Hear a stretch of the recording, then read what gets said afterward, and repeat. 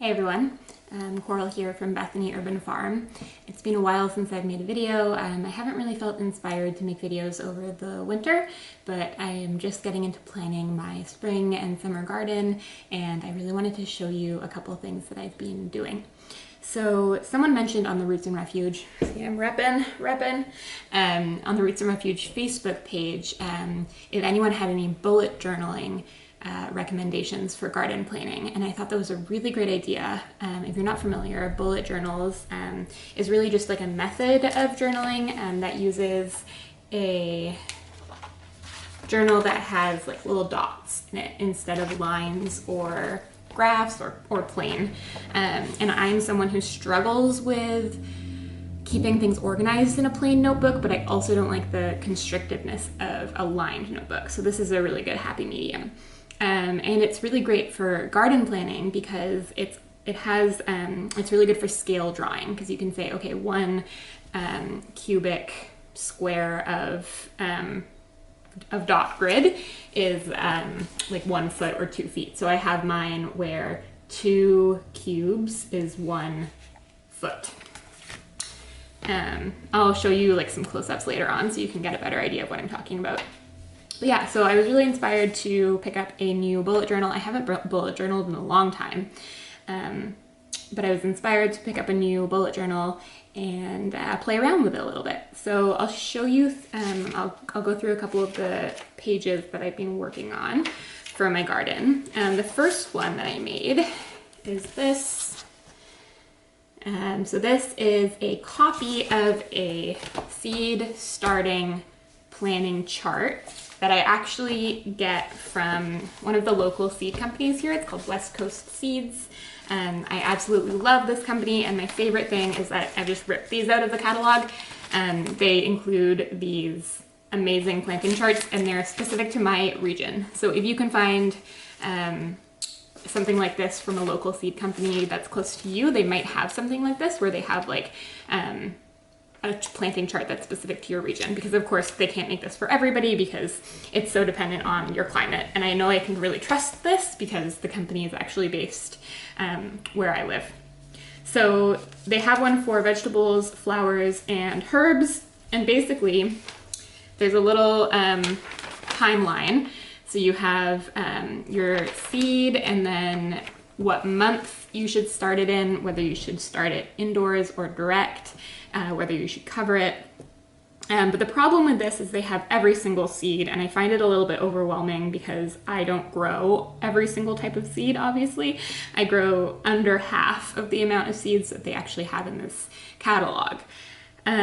So what I thought to do was to make a replica chart with only the seeds that I know I will be growing this year. I actually missed out a couple when I was making it, but I'm really happy with how it turned out. So I basically copied down that same chart with the plants that I will be growing. And then I have all the months in the next column. I've highlighted all of the months where it's appropriate to sow seeds.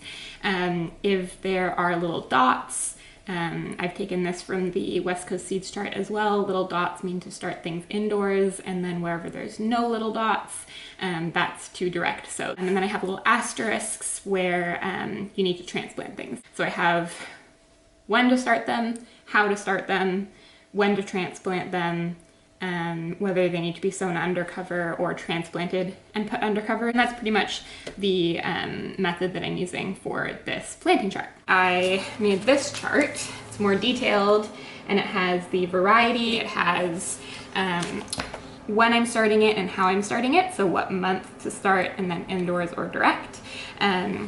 It has the season of harvest, so whether it's primarily a summer crop or a spring crop or a fall crop. The location that I had it, so that's, I'm going to go into a little bit more of the like actual location planning, but I have, once I did that process, I wrote down where I'm planning on putting it. And then I also have a column for days to maturity. So I kind of went through and like did that for all of the plants that I'm planning on starting this year. And then what I did is I started out sketching the garden. I haven't made too many sketches for this garden. It's really quite tricky. There's a large deck that I really want to use because it keeps things safe from deer. But then I've also found some really great deer fencing options, which I'll go into in another video. But I can't really do in-ground beds because the landlord's not too keen on it. And I have all these fabric grow pots and I just needed to like figure it out. So I sketched out the deck, and my plan with the deck is to put raised beds. I kind of sketched it out like this. So the first thing to do is just to sketch out everything. I sketch out the whole area, and then I sketch out the containers. If I'm using containers, I sketch the containers out, whether I'm planning on building. So I'm planning on building some new beds. So I went ahead and sketched out what I'm planning on those beds looking like. For an in-ground garden, it's easier. You could just sketch out the area of the in-ground garden. I then divided mine into 2-foot sections because I think the way that my garden is, planting in blocks will be easier than rows because it's fairly irregular. It's not really set up for row gardening. So I sketched out the beds and the areas where I have containers, and then went through and like counted all of my actual grow bags to see how many I had, and I had thought that I had quite a few more than I actually had, so I had to kind of go back and figure that out. So I have like one of the little yard areas there, and then another little one here. So yeah, I sketch out the area, I sketch out the containers, and then I go in and I look at what to put in the different spaces. So for example, I know that I need to have my tomatoes on my fencing wire. It's kind of like a knockoff cattle panel because we don't have cattle panels in Canada.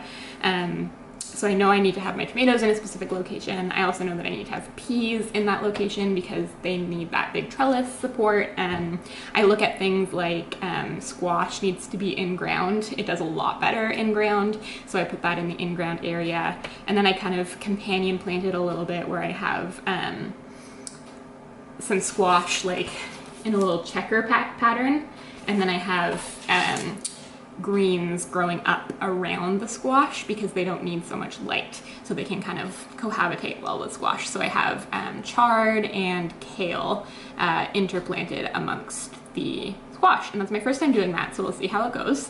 I also have like, here I have peas and tomatoes in the same spot because I know that I'm going to plant the peas there in February and then rip out the peas when the tomatoes are ready to be transplanted into that spot. I did that last year and it worked out really well.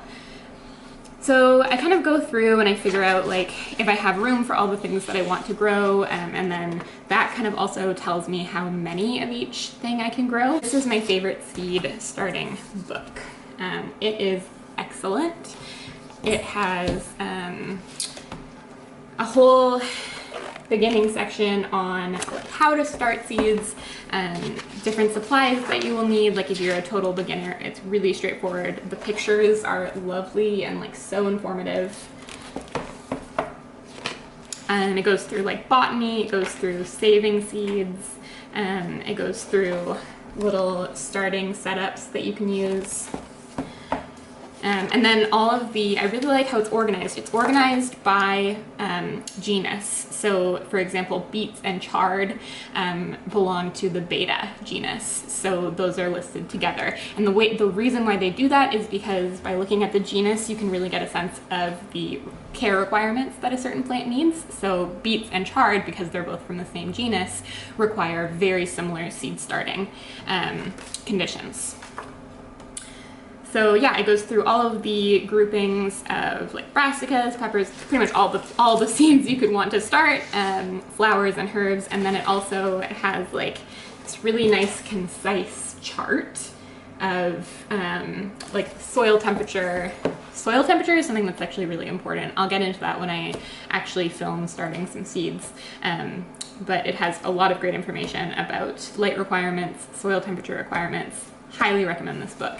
It's excellent. I got this hardcover edition, I think right when they were releasing the softcover edition, so I got it for like $5. But I know they have the softcover version on Amazon right now. Yeah, just beautiful, beautiful pictures, super informative. I reference this all the time.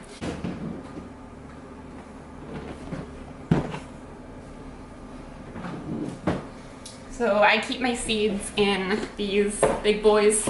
I got this one last year, and then I actually just got another one for my flowers because I'm getting really into starting flowers from seeds, so I wanted to have one for vegetables and one for flowers.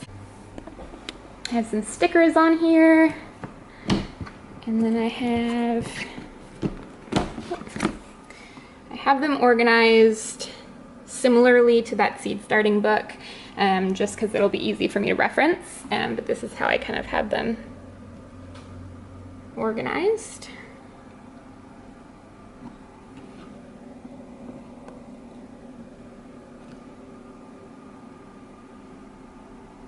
Yeah, and then my flowers over here